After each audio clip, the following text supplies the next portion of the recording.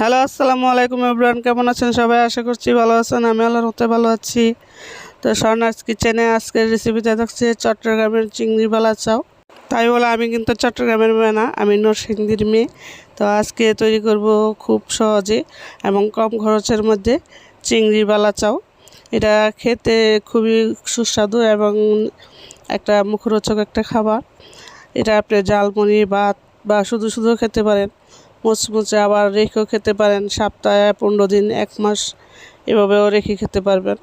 তো আমি কিছু বয়ামে ভরে রেখে দিয়েছি, পরবর্তীতে এগুলো খাওয়া হবে।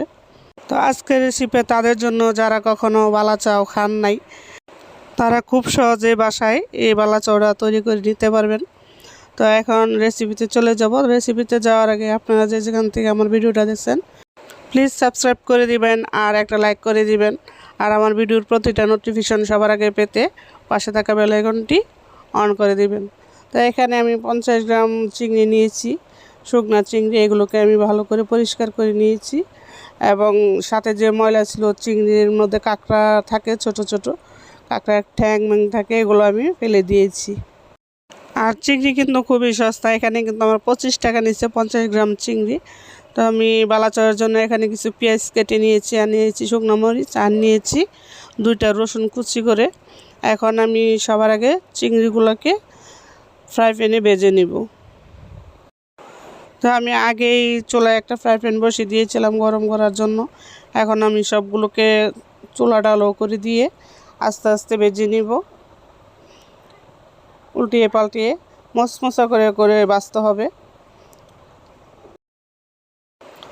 ভালো করে উল্টিয়ে পাল্টিয়ে প্রায় 5-6 মিনিটের মতন চিংড়িগুলোকে ভেজে নেবেন, খুবই হালকা হালকা করে। এবং চিংড়ির গায়ে যে ছোটো ছোটো বালুকণা থাকবে সেগুলো কিন্তু অনেকটা ভাজার সময় পড়ে যাবে নিচে। আমি চুলাটা বন্ধ করে দিয়েছি যেহেতু চুলাটা গরম। এখন আমি নামিয়ে গরম পানি দিয়ে দিব। একদম কড়া গরম করে পানিটা আমি নিয়েছি, সেই পানিটা আমি চিংড়ির মধ্যে দিয়ে ভিজিয়ে রেখে দিব প্রায় 1-1.5 ঘন্টা। এখন আমি আবার এই চুলার মধ্যে ফ্রাই প্যান বসিয়ে দিয়ে মরিচগুলোকে টেলে নিচ্ছি।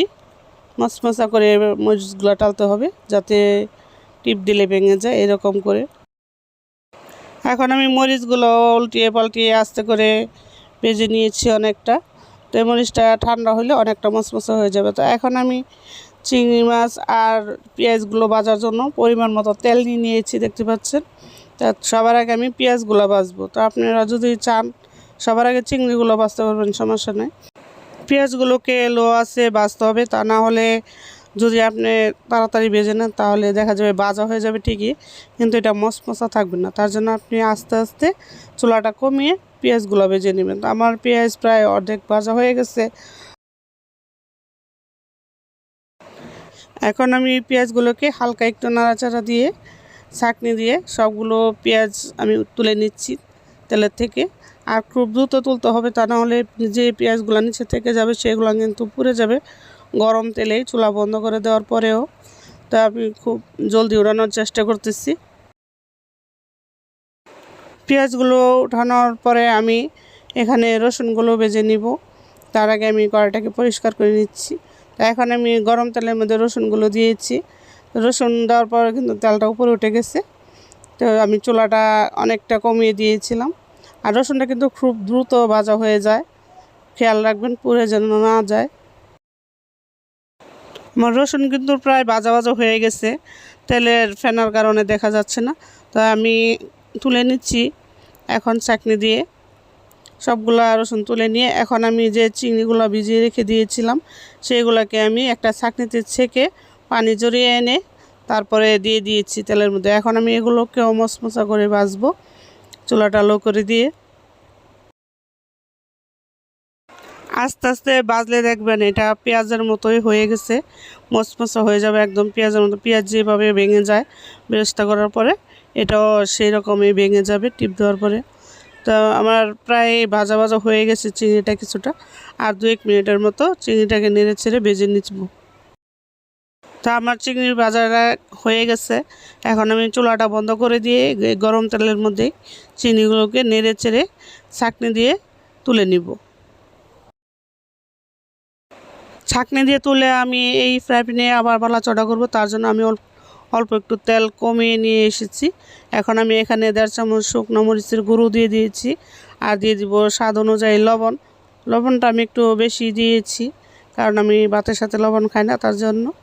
তো এখন আমি আবার একটু নিয়ে তেল অ্যাড করেছিলাম, সেটা আমি অফ ক্যামেরায় দিয়েছি।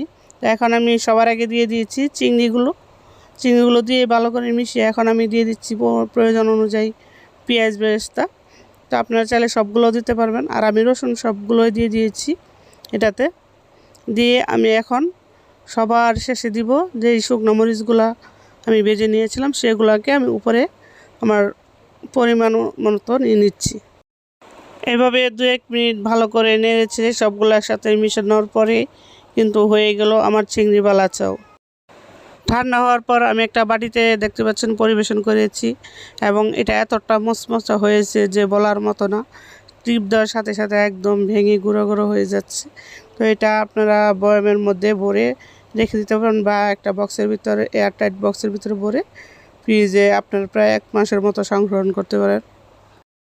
আবার 1 সপ্তাহ 15 দিনও রেখে খেতে পারবেন, কোনো সমস্যা নেই। এটা ঝালমুড়ির সাথে খেতে পারবেন, শুধুও খেতে পারবেন। আমি এখানে কিছু বয়ামের মধ্যে ভরে নিয়েছি, দেখতে পাচ্ছেন। তো আমার চিংড়ি বালাচাও রেসিপিটা যদি ভালো লেগে থাকে তাহলে প্লিজ একটা লাইক দিবেন, আর সাবস্ক্রাইব করে পাশে থেকে যাবেন।